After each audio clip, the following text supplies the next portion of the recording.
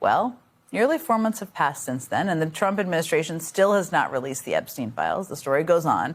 But Democrats have been fighting tooth and nail to get their hands on whatever documents they can. And today, Democrats on the House Oversight Committee released new documents obtained from Epstein's estate. This batch included flight logs and some of Epstein's daily schedules. Now, included in those documents are the names of some pretty powerful people, including Trump allies like billionaire Peter Thiel, Steve Bannon, and yes, Elon Musk himself. Señores, nuevos y explosivos documentos sobre Jeffrey Epstein acaban de salir a la luz. Y todo esto nos indica que próximamente se estaría desatando un terremoto político en Washington, D.C. Los demócratas en el Comité de Supervisión de la Cámara son los que están liderando esta batalla, señores, para destapar lo que muchos llaman la famosa lista de clientes de Epstein. Mientras tanto, pues los republicanos MAGA están haciendo todo lo posible para bloquearlo. Y aquí, señores, es donde se pone turbio. Este esfuerzo, señores, lo encabeza el congresista demócrata Robert García, el cual, como bien sabemos, ha estado presionando sin descanso para que la verdad finalmente salga a la luz. Y gracias a todas las citaciones que han estado emitiendo, el comité acaba de publicar un hallazgo inédito. Y ojo, amigos, esto no viene del Departamento de Justicia, esto viene del patrimonio del propio Epstein. Bueno, pues lo que encontraron es increíble. Nuevas páginas que contienen los horarios diarios de Jeffrey Epstein. Y aquí viene lo interesante, es que aparecen nombres como Steve Bannon, como Peter Thiel. Es más, un posible viaje a la isla de Epstein relacionada con Elon Musk. Así es. Y hasta el príncipe Andrés está registrado como pasajero en su avión privado. Pero bueno, veamos de qué se trata. As Epstein's calendar put it, reminder, Elon Musk to island December 6th. Is this still happening? Question mark. There you go. Well, I mean, okay then. It's there. And look, there's a running theme here. Every time the House Oversight Committee gets to work, something new comes to light. We've seen that over and over again. That's kind of the point. That's why they want all the files released. And there's been a big step forward in the House toward doing just that. The discharge petition to force a vote on a resolution to compel the release of the Epstein files is now on track to hit the required 218 signatures. Democrat Adelita Grijalva won a special election in Arizona on Tuesday, but she hasn't been sworn in yet. Grijalva and other Democrats have said Speaker Mike Johnson can swear her in at any moment, but that he's dragging his feet. 2 weeks ago, Johnson swore in another Democrat based on unofficial results, but now he's insisting on official results to come in before swearing in Adelita Grijalva. Funny how that works, isn't it? And yes, Grijalva thinks the Epstein petition is definitely a factor. I'm sort of wondering why in 2 weeks the rules are so different, and maybe it has something to do with the fact that I'm number 218. El Departamento de Justicia, por su parte, pues ha entregado, y esto lo hizo hace tiempo, 33,000 documentos que son viejos. No hay nada nuevo. Todos sabemos que hay entre 3 y 4 terabytes de archivos reales. Entrevistas a testigos, videos de vigilancia, reportes del FBI, todo oculto. Y no olvidemos que según Pam Bondi, en el mes de marzo, ella dijo que el nombre de Trump aparece en todos esos archivos, según una filtración. Bueno, pues la Casa Blanca calificó esto como un acto hostil. No solo esto, sino cualquier intento, incluso dentro de su propio partido, para ayudar a los demócratas a revelar los archivos de Epstein. Esto incluye la famosa petición de descarga, impulsada por el demócrata Ro Khanna y el republicano Thomas Massie, el cual, por cierto, está a punto de alcanzar las 218 firmas necesarias para obligar esta votación en el Pleno y forzar la publicación de los archivos. Aquí, como el día de ayer hablamos, entra en escena, ¿no? Adelita Grijalva es la nueva congresista electa por el Distrito 7 de Arizona, la cual ganó por más de 40 puntos en una elección especial, y ella ya anunció que estará viajando a Washington, tanto para evitar el cierre de gobierno de Trump, al igual que dejó claro que va a firmar esa petición de descarga para liberar los archivos de Epstein. Ahora bien, amigos, vamos a ir a lo interesante. Voy a mostrarles algunas de las capturas de lo que se ha filtrado, ¿no? Bueno, por ejemplo, tenemos 27 de noviembre del año 2017. Jeffrey Epstein tenía un almuerzo con Peter Thiel, luego un vuelo en JetBlue y más tarde una cena y ceremonia de premios en Cipriani Wall Street, un lugar de lujo en Nueva York. 16 de febrero 2019, un desayuno con Steve Bannon y luego con Reed Wintergarten. 5 de diciembre 2014, un desayuno que, bueno, ahí dice por definir con Bill Gates, con invitados como Ron Barron y Josh Harris. 6 de septiembre de 2014, hay una nota que es inquietante y dice: recordatorio, Elon Musk a la isla el 6 de diciembre. Esto sigue en pie, es decir, parecía que se estaba organizando un viaje entre Jeffrey Epstein y Elon Musk. Obvio que no sabemos si es que ocurrió, pero ahí está escrito. También aparece un manifiesto de vuelo del 12 de mayo del año 2000 con el príncipe Andrés, su guardaespaldas y Adam Perry Lang, saliendo de Nueva Jersey hacia West Palm Beach, que bueno, es el aeropuerto preferido por Epstein. Mis amigos, cada hallazgo nuevo refuerza la sospecha de que Donald Trump está protegiendo a sus amigos millonarios, los mismos que han financiado su campaña. De hecho, Elon Musk, recordemos, hace unos meses, dijo que Steve Bannon está en los archivos de Epstein, lo mismo que sugirió que Trump también está ahí, y ahora resulta que el nombre de Elon Musk también aparece, ¿no? Y bueno, pues ¿cómo responde a todo esto Donald Trump? Con una distracción, como siempre. Dice que va a liberar los archivos, pero no los de Epstein, sino los de Amelia Earhart, la aviadora pionera desaparecida hace décadas. Nada que tenga que ver con Epstein. Recuerden que también ya se filtró aquel libro de cumpleaños de Epstein con una carta de Trump, que ahora él sale a decir que es una falsificación por un viajero en el tiempo. Bueno, así de ridículo. Recordemos que ese libro también incluía dibujos perturbadores, caricaturas de mar a lago con niñas recibiendo dulces y luego cosas repugnantes. Para que puedan ver, señores, la magnitud de todo esto, no puedo dejar de mostrarles este momento. Recordemos cuando Steve Bannon organizó aquel evento el 11 de julio de este año 2025, donde preguntaban si es que el Departamento de Justicia y el FBI tienen credibilidad para perseguir el caso de Epstein. Y bueno, escuchen lo que dijo uno de los asistentes. Agree with a special prosecutor has to be an independent special prosecutor has to take over. Do you believe that DOJ and FBI right now, with the guys who are all close to Pam Bondi, Dan Bongino, Kash Patel, do you think they have any credibility left to pursue this? No, and I'll tell you exactly why, Steve, because in 2016, we trusted the plan with Trump. But now Trump has become the deep state. The exact thing we voted him in. Why do you say he's become the deep state? What is more deep state than covering up for pedophiles? Why would you go to that island? Why? Tell me, why would you go to that island? Why would you go on the plane? Y como se los mencioné al inicio, señores, el congresista demócrata Robert García dice que tiene en la mira citar a Steve Bannon para que éste vaya y comparezca ante el Comité de Supervisión. Veamos esto. Congressman, can you give us a sense of where else you might cast your net? I've asked a few members of Congress about this a few times this week already. Is Steve Bannon in your sights? He says he has 15 hours of footage of Jeffrey Epstein. There are some finance guys here in the city of New York who we know, because of some of the reporting and revelations around this, who already we know have had a relationship with him. Are there other people the lawmakers are going to subpoena, seek to have testify, visit Capitol Hill? Where does this go next? Well, absolutely. I mean, look, right now we are working on a lot of different avenues to get information. Obviously, you had mentioned earlier, we're right now working and trying to get information from the Epstein estate, which likely is in possession of this so-called birthday book that has not just a note from Donald Trump, but others as well. So that's going to be critical. And there are other documents the Epstein estate might have that we're right now evaluating. And so that's going to be an important piece of it.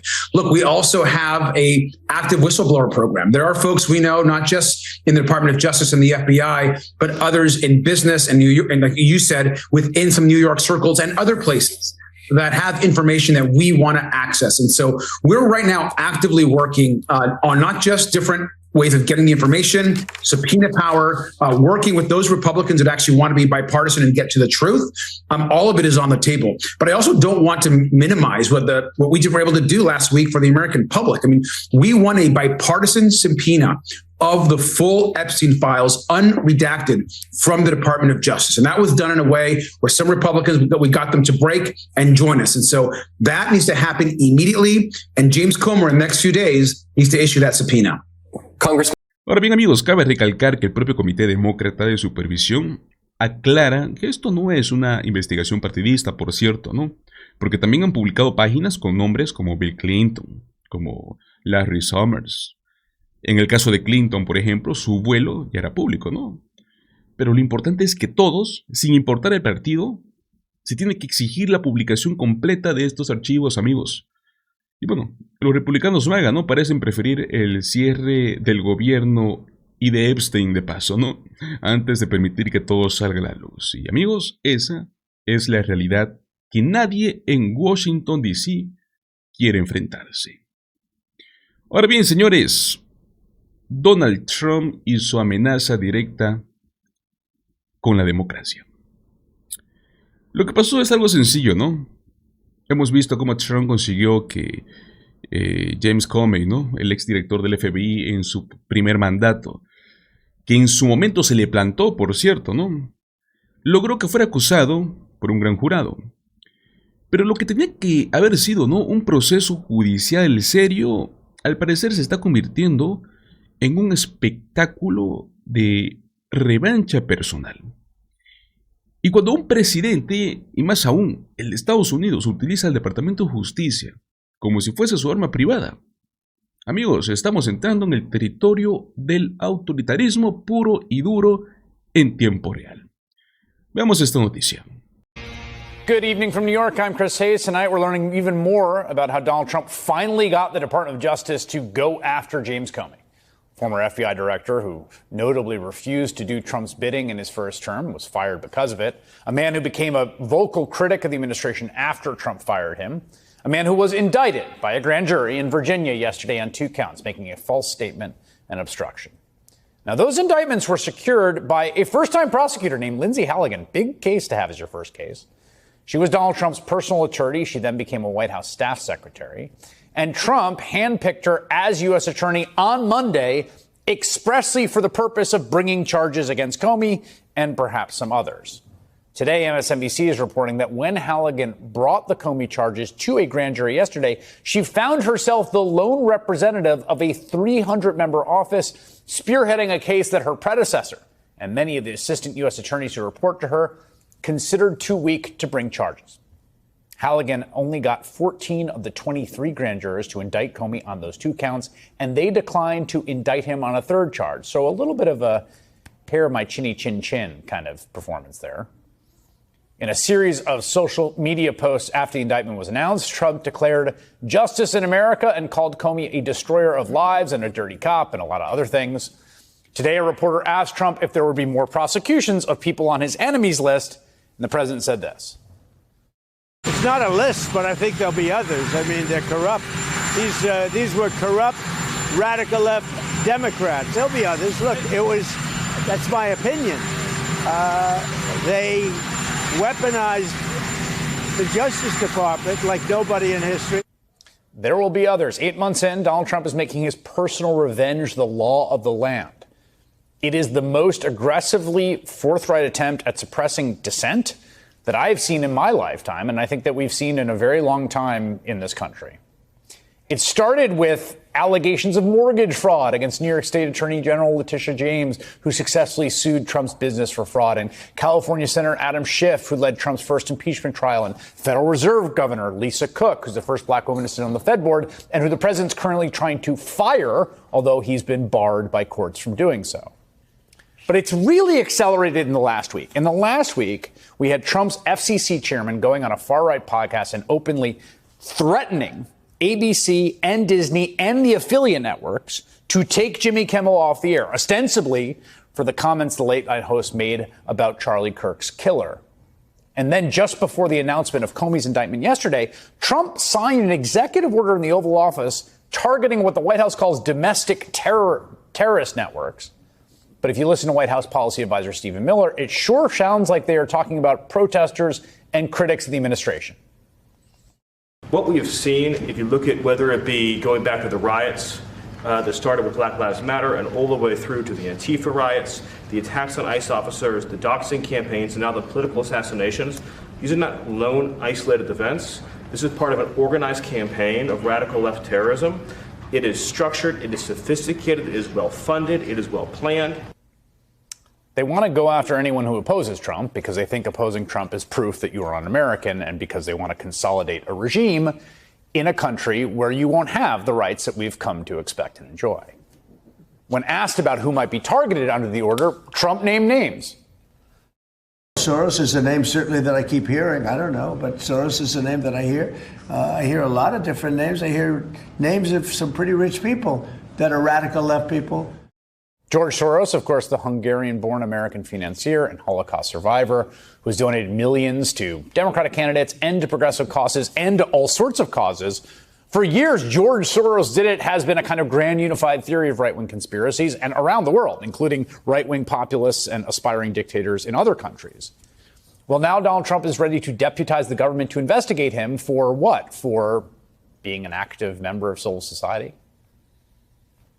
I mean, this is it, right? This is what it looks like. This is what we have feared, what we warned about, the full conversion of the power of the federal government into a tool to suppress political dissent, to target political enemies, to make them into political prisoners. And as bad as all this seems, and boy, it does seem bad, I'll say this. For the pro-democracy coalition, for the pro-democracy majority in this country, I think this has also been one of the more encouraging weeks of this entire administration. Because this week we have seen much more fight out of both institutions and the American public that we've seen previously. There was the broad outrage over Kimmel's suspension, people canceling streaming subscriptions and joining open letters of support and protesting. There was Kimmel's own refusal to back down or apologize, delivering a pro-free speech monologue that was viewed by 6.3 million viewers, nearly 4 times its usual audience, and by more than 26 million people online. All of that public defiance, by the way, culminated in the decision today, wait for it, by the ABC affiliate owners Nexstar, the largest station owner in the country, and the conservative-leaning Sinclair to end their boycott of Kimmel's show and resume carrying on for their viewers tonight. And you could feel it in the case of James Comey, who immediately took to social media to announce that he is undeterred. I'm not afraid, and I hope you're not either. I hope instead you are engaged, you are paying attention, and you will vote like your beloved country depends upon it, which it does. My heart is broken for the Department of Justice, but I have great confidence in the federal judicial system, and I'm innocent. So let's have a trial. You can also see that defiance among the hundreds of prosecutors in the Eastern District of Virginia, all of whom apparently refused to join Trump's hand-picked U.S. attorney in her very first time before a grand jury in charging Comey. That courage may have been inspired by their former boss, Eric Siebert, who Trump nominated in May to be the U.S. attorney for that district. And Siebert, by all accounts, was a Republican, got along well with Emil Bovee when he was there, a Trump guy. But he basically got an ultimatum from Trump to prosecute Comey and Letitia James, and he believed there was insufficient evidence to charge them. And so he did the right thing and the brave thing, and a thing for which he should be admired. He quit. He said, I won't do it. Trump took to social media to say Siebert didn't quit. I fired him when I was informed that he received the unusually strong support of the 2 absolutely terrible sleazebag Democrat senators from the great state of Virginia. He didn't quit. I fired him. I'm going to be hearing from one of those Virginia senators, Tim Kaine, in just a little bit. But all this is more proof that as Donald Trump, tries to, in the most heavy-handed, ham-fisted way imaginable, criminalize dissent, create a class of political prisoners, throw his enemies behind bars, get them knocked off the airways, that patriotic Americans across the political spectrum are standing up and telling him absolutely not. Preet Bharara serves as U.S. Attorney for the Southern District of New York. He was fired by Donald Trump in 2017 after refusing to resign, and he joins me now. It's good to have you here. Good to be here. I haven't had a chance to talk to you about this case, and we're going to get into some of the details. Before we get into the details, though, I don't want to lose the context of this case. Context is everything. Yes. It's actually entwined with the case. It's going to be entwined with the legal arguments that Jim Comey and his lawyers are going to make. Insofar as you think, I mean, one question is, how much do they essentially say this is a malicious prosecution? There are avenues to say, get to a judge to toss it. One thing they may try to do is to get, we believe there's a memo circulating in that department where people said, we should not bring these charges and here's why. How do you think that will inform their legal strategy? So, interestingly, Jim Comey, who I've known a long time, also, by the way, in your intro, Andy McCarthy. At Fox News, yep. At Fox News, and I were both assistant U.S. attorneys together in the Southern District. He's from a certain end of the political spectrum. I'm from the other end, but we both agree about the weakness of this case and the lack of merit in this case. Jim Comey said in his video that you played a portion of, let's have a trial. And maybe that'll happen at some point. Then a very good lawyer, and he has a very good lawyer, Patrick Fitzgerald, who's also an alum of the Southern District of New York, will almost certainly make a motion that usually, traditionally, is a very, very difficult uphill battle to say, I was targeted and prosecuted maliciously, but the technical words are vindictively or selectively. It's a high bar because the judicial branch doesn't usurp the authority and the decision-making power of the executive branch. If ever there was a case where you could argue vindictiveness, it's this one. Those other cases tend to involve the exercise of someone's right to trial, and a vindictive, allegedly vindictive prosecutor punishes that defendant, adds charges. Because they didn't take a plea. Because they didn't take a plea. Right. And even then, it almost never works. Here you have not just a line prosecutor, a supervisor, the chief of the criminal division, the U.S. attorney, the attorney general. Oh, you have the president of the United States of America, who generally controls all of the executive branch. This particular president of the United States of America claims a unitary executive theory, and he can command anyone to do anything at any time for any purpose. That's quite a thumb on the scale. And then he commands his attorney general in writing publicly to go after these folks. And then after they're gone after, he celebrates it, he cheers it, and he pronounces them guilty. And says at the same time, I wrote this down from the talk, it's not a list. There are very fewer less reassuring phrases that I've ever heard coming from the President of the United States. It's not a list. So they'll try that first. So you've got this, what looks to all the world, I think, rightly, like a malicious prosecution. And one of the things that's interesting here, too, when you mentioned Trump is, there's a universe in which you could kind of try to gaslight everyone if you could maintain the discipline. Which is just like, well, yeah, it's we take lying real seriously. But he can't. He wants to crow about it. So even that I thought it was a process crime. Right. The shoe's on the other foot. It's a process crime. Right. Now, notwithstanding all these things that they have said about Jim Comey's treasonous conduct, suggestions that he should be brought up on the most serious charges that exist in the United States Code, life in prison, maybe the death penalty. It's one false statement that doesn't really have anything to do with those things. And by the way, the infection of the Trump spirit of maliciousness and vindictiveness and selectiveness, you can see in lots and lots of folks who are making comments about this, where there's actually not a lot of defense, and we can talk about it if we have time, of the merits of the case itself, of the facts that support the case, whose weakness is evident from a lot of things, including the grand jury vote and the rejection of one of the charges and the memo that those assistant U.S. attorneys wrote. But the likelihood that they can prevail, even if they get past a motion for vindictive prosecution, is exceedingly low. And all these people keep talking about that I mentioned, all the reasons why they hate Jim Comey. Right. That's the argument. And by the way, some Democrats hate Jim Comey because they think he handed the election to Donald Trump.